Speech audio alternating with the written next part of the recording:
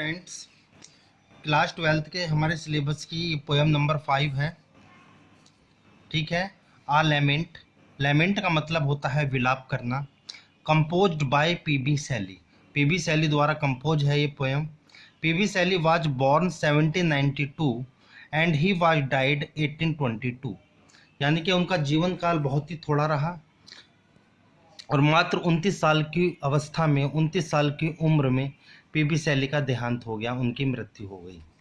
लेकिन इतनी सी उम्र में भी इन्होंने अपने जीवन में बहुत महान काम किए हैं, जिन्हें आगे जाकर लोगों ने सराहा। बहुत प्रसिद्धि कमाई पीबी शैली ने, क्योंकि PB Shelley was a young romantic poet. एक यंग रोमांटिक पोएट थे पीबी शैली। ठीक है। अगर मैं इस पोएम के बैकग्राउंड की बात करूं कि this poem is the last poem of P B Shelley, यानी कि पीबी शैली की ये लास्ट पोएम है और इस पोएम को लिखने के बाद 1 साल बाद इनका देहांत हो गया था, यानी कि इनकी मृत्यु हो गई थी। He produce his disappointment and failure, यानी कि अपने जीवन की असफलताओं को और अपने जीवन की निराशा को इन्होंने इस पोएम के माध्यम से एक्सप्रेस किया है। He could not enjoy the pleasure offered by nature and life, यानी कि प्रकृति द्वारा और जीवन द्वारा जो आनंद उन्हें प्राप्त होता था, उस आनंद को वो प्राप्त नहीं कर सके। He feels, वह हमेशा महसूस करते हैं that death is coming to him slowly, यानी कि धीरे धीरे मृत्यु उनकी तरफ बढ़ रही है, धीरे धीरे मृत्यु उनके नज़दीक आ रही है। वो he is of the last step of his life, उन्हें महसूस होता है अब ये मेरे जीवन का अंतिम पड़ाव है और कुछ समय बाद मैं मृत्यु को प्राप्त हो जाऊंगा। हिज लेग्स आर वीक, उनकी टांगें कमज़ोर हो चुकी हैं। लाइक एन ओल्ड मैन, एक बूढ़े व्यक्ति की तरह उनकी टांगें बिल्कुल कमज़ोर हो चुकी हैं। ठीक है। जबकि ये कोई बूढ़े व्यक्ति नहीं थे, एक यंग पोएट थे। मात्र 29 साल की उम्र में भी ये ऐसा महसूस कर रहे हैं कि मैं इतना कमज़ोर हो चुका हूँ। जीवन की असफलताओं को, जीवन के निराशा को इस पोएम के माध्यम से उन्होंने एक्सप्रेस किया है। ठीक है स्टूडेंट्स, इसके स्टैंजा पर आते हैं, बड़े ध्यान से इसे पढ़ें। यहाँ पोएट क्या कहना चाह रहा है, बड़े ध्यान से देखें।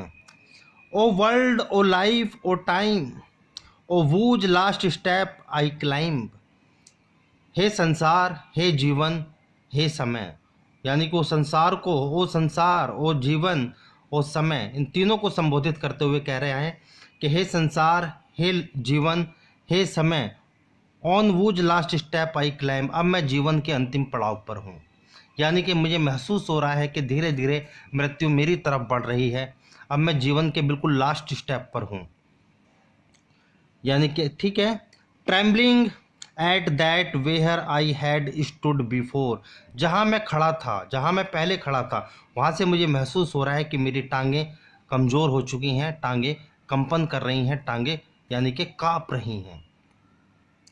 When will return the glory of your prime, prime कहते हैं यूथ, जवानी, ग्लोरी प्रसिद्धि, यानी कि ग्लोरी आनंद जीवन का मेरे जीवन में।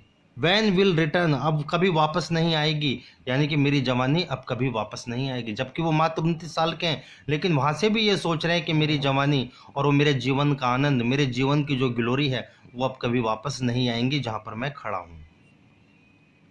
नो मोर, ओ नेवर मोर, अब कभी नहीं, अब कभी नहीं। देखिए इन लाइन्स में क्या बताना चाहा पोएट ने कि ओ world, O life, O time, कि हे संसार, हे जीवन, हे समय को संबोधित करते हुए वो कह रहे हैं कि मैं जीवन के बिल्कुल अंतिम पड़ाव पर खड़ा हूँ, बिल्कुल लास्ट स्टेप पर खड़ा हूँ। जहाँ पे मैं खड़ा हूँ वहाँ से मेरी टांगें काँप रही हैं, एक बूढ़े व्यक्ति की तरह मैं कमज़ोर हो चुका हूँ, मेरी टांगें काँप रही हैं। यानी कि वैन विल रिटर्न, अब कभी भी मेरे जीवन में वो जवानी का समय अब कभी लौट कर नहीं आएगा, वो ग्लोरी कभी लौट कर नहीं आएगी। नो मोर, ओ नेवर मोर, अब कभी नहीं, अब कभी नहीं। नेक्स्ट स्टैंजा, लास्ट स्टैंजा है, 2 स्टैंजा है इसमें। देखिए, out of the day and night Joy has taken flight, अब रात और दिन कवि यानी कि मैं कवि केवल यही सोचता हूँ कि जॉय हैज़ टेकन फ्लाइट, अब आनंद मेरे जीवन से उड़ चुका है, जा चुका है। यानी कि मैं रात और दिन केवल यही विचार करता हूँ कि आनंद मेरे जीवन से जा चुका है। वो आनंद, वो एन्जॉय जो कभी मैं किया करता था, ठीक है, अपने प्राइम समय में, अब वो मेरे जीवन से जा चुका है। अब मुझे वो कभी भी लौट कर वापस नहीं आएगा। Fresh spring and summer and winter hoar, spring बसंत ऋतु, समर गर्मियों का सीजन, विंटर सर्दियों। Move my faint heart, faint heart कहते हैं दुखी हृदय, with grief but with delight.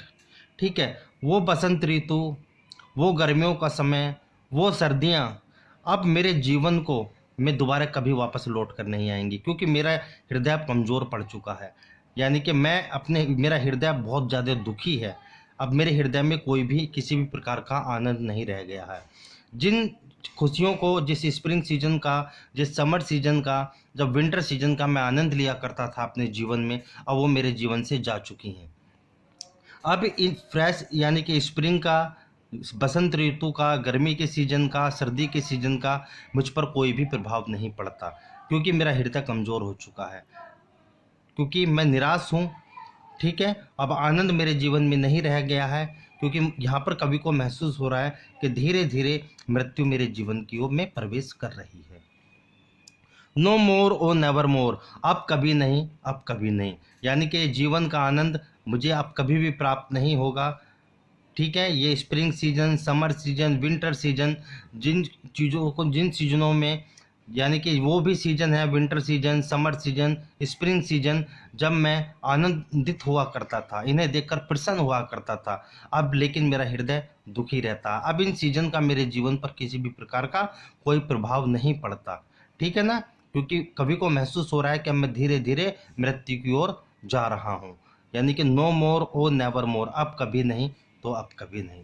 ठीक है स्टूडेंट्स, ये आपकी पोएम थी एलिमेंट।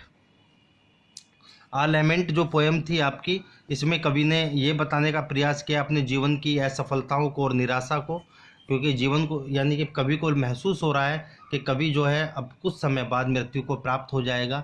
अब उसके जीवन में आनंद, खुशी नाम की कोई भी चीज़ नहीं रह गई है। Thank you students.